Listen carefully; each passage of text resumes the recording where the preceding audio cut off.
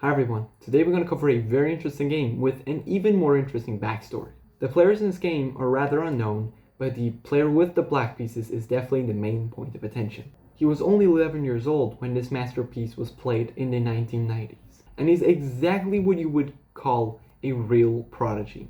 He became the youngest ever FIDE master at his time, and he was also the youngest ever to beat a Grand Master. Although he withdrew from chess for some time, and was never really as good as he could have become. So, without further ado, let's go! So, the game is an Italian, and we have a knight g5 Italian. This is known as the fried liver attack. And you've probably seen this if you're a beginner.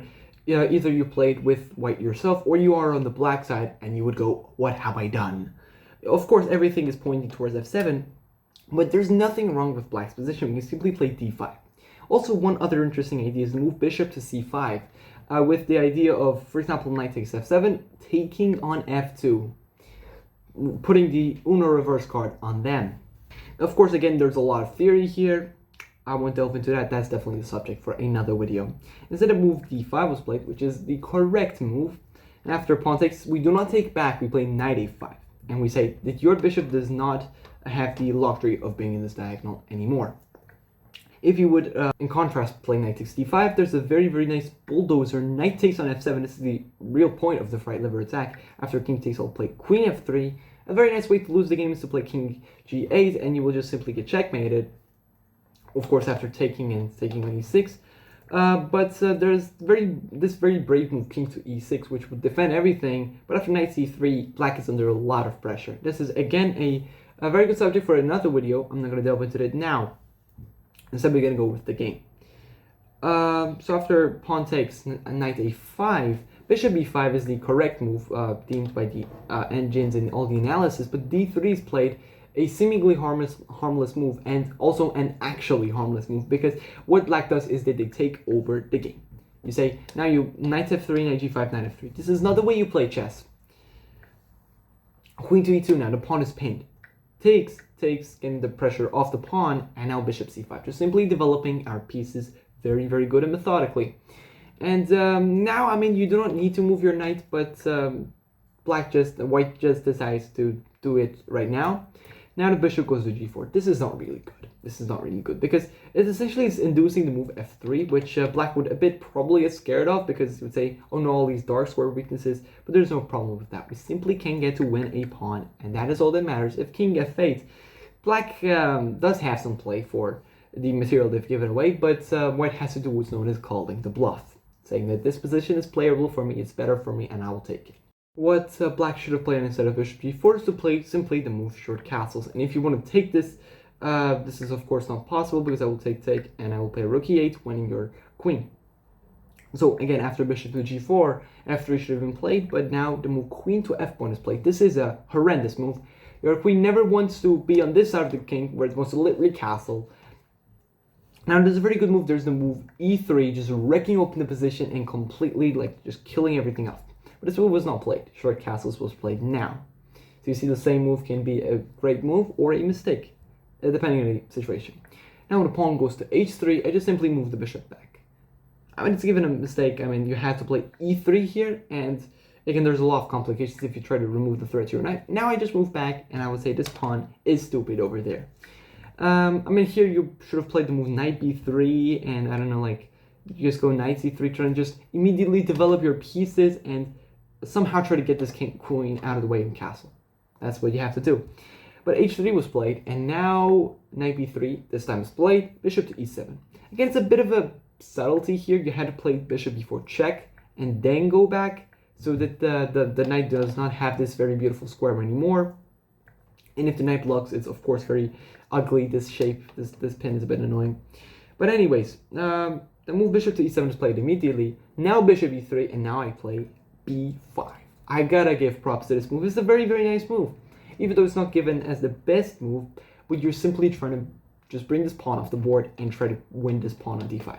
Now, the pawn goes to g4. This is simply unacceptable. Now the fireworks begin. First of all, pawn takes on c4, and I mean, you're counterattacking the knight. The queen takes, and now what do we play? We play knight takes on d5. Beautiful move. giving up this bishop, but the thing is that you've played the g4, h3, e4 takes, d3 takes, and this is not the way you're supposed to play chess. Your king is in the middle, your pieces are completely in shambles. Pawn takes now. You had to really play this move. Knight takes now, and bishop to h4 check. The king is out in the open and cannot castle anymore. The king goes to e2. Crucial move, queen to g5. When you go in such lines, you just have to go all in. There's no way you can just get out of the position and say, I'm fine, right? Now we're threatening queen g2. The correct move here, I mean, you cannot even move the knight because I'll play queen g2 check anyway. And your king has to literally go and stop the connection between the rooks. That's pathetic. Instead, the engine defense really is the move king to h1, rightfully given a brilliance sign by me. And here you can give this pawn away, but this position is equal. I mean, really, I cannot explain it to you. It's very complicated, this. But queen takes e4 was played a big mistake. Now black is completely winning. Rook goes to e8, getting the final piece into the game. One of the final pieces into the game. The queen goes to f3, and guess what is this next move?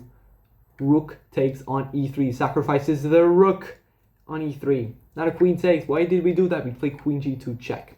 And it's not even to take the rook, it is to hunt the king out. The king, of course, didn't go to the first rank because I would take the rook with check. And now the king goes to c4. Here we go. Queen to d5 check. The king goes there.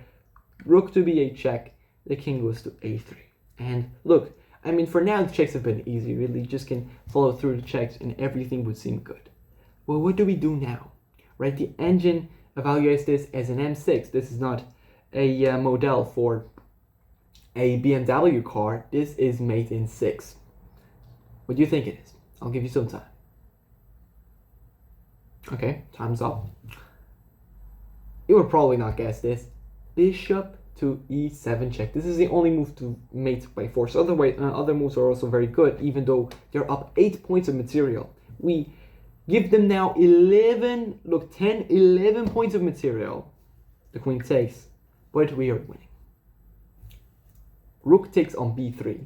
And in this position, white resigned because, yeah, you're just simply getting checkmated.